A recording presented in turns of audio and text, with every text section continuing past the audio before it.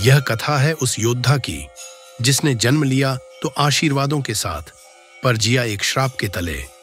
यह कहानी है अश्वत्थामा की, गुरु द्रोणाचार्य के पुत्र, महाभारत के महान योद्धा और अमृता का वहन करने वाले अभिशप्त आत्मा की।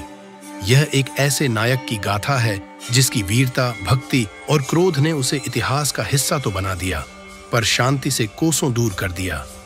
हस्तिनापुर की गूंजती गलियों में एक दिन जन्म हुआ एक दिव्य बालक का, अश्वत्थामा। उसकी मां कृपि की आंखों में चमक और द्रोणाचार्य के चेहरे पर गर्व था।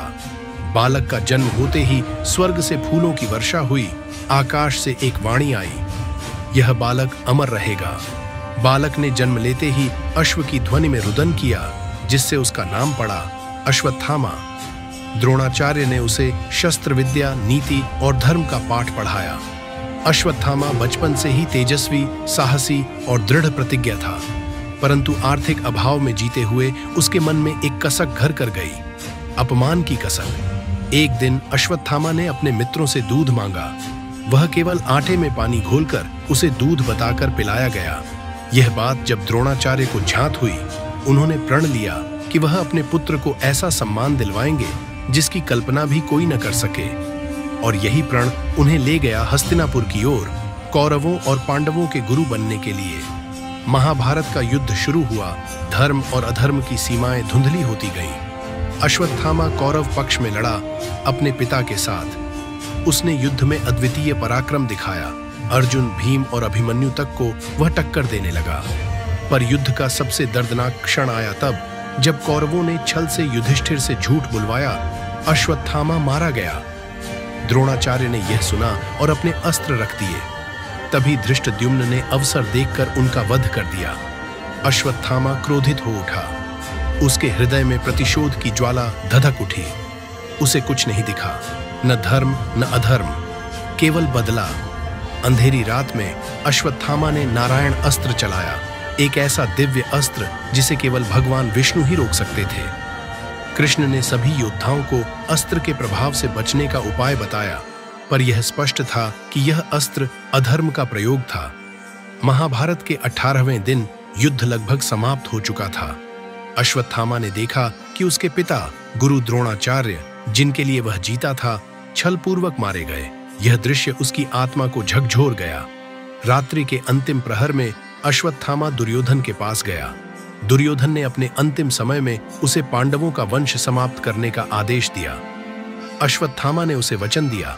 वह चुपचाप पांडवों के शिविर में घुसा और सोते हुए 5 उप पांडवों, द्रौपदी और पांडवों के पुत्रों का वध कर दिया, उन्हें अर्जुन समझकर।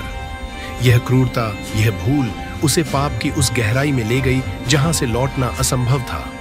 जब द्रौपदी ने अपने पुत्रों के शव देखे तो क्रंदन से धरती कांप उठी। अर्जुन ने अश्वत्थामा को पकड़कर दंड देने की ठानी। अश्वत्थामा ने ब्रह्मास्त्र चलाया, एक और विनाशक अस्त्र। अर्जुन ने भी ब्रह्मास्त्र का प्रत्युत्तर दिया। तभी व्यास और नारद प्रकट हुए। उन्होंने दोनों से अस्त्र वापस लेने को कहा। अर्जुन ने अपने तप से अस्त्र वापस ले लिया, पर अश्वत्थामा न ले सका। उसका तप क्षीण हो चुका था। ब्रह्मास्त्र को कहीं तो जाना ही था। अश्वत्थामा ने उसे अभिमन्यु की गर्भवती पत्नी उत्तरा के गर्भ की ओर मोड़ दिया, ताकि पांडव वंश समाप्त हो जाए। भगवान कृष्ण ने समय रहते उसे बचाया और अश्वत्थामा को श्राप दिया, तू अमर रहेगा, पर न तुझे शांति मिलेगी न तुझे सम्मान। तू घायल रहेगा, तुझे कोई नहीं मानेगा, तुझे कोई नहीं अपनाएगा। तेरे शरीर से मवाद और दुर्गंध निकलेगी। तू जिएगा पर मृत्यु के लिए तरसेगा। तब से लेकर आज तक कहा जाता है कि अश्वत्थामा जीवित है। वह पहाड़ों, घनों जंगलों, निर्जन स्थलों पर भटकता रहता है। कभी कभी किसी मंदिर के बाहर दिख जाता है, जहां उसकी आंखों में केवल शून्यता होती है। वह अब न योद्धा है, न शिष्य, न पुत्र, केवल एक आत्मा जो पश्चाताप के विष में डूबी हुई है। कहते हैं अमृता वरदान नहीं, एक अभिशाप बन सकती है, जब उसमें शांति न हो, जब उसमें क्षमा न हो। और यही थी अश्वत्थामा की त्रासदी। एक पुत्र जिसने अपने पिता का बदला लेने के लिए अपना धर्म खो दिया।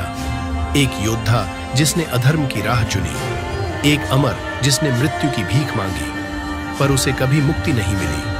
अश्वत्थामा की कथा हमें सिखाती है कि क्रोध में लिया गया निर्णय केवल विनाश लाता है। वीरता केवल शस्त्र चलाने में नहीं, भावनाओं को नियंत्रित करने में भी होती है। और सबसे बढ़कर, धर्म का मार्ग कठिन हो सकता है, पर वह ही सच्चा मार्ग है।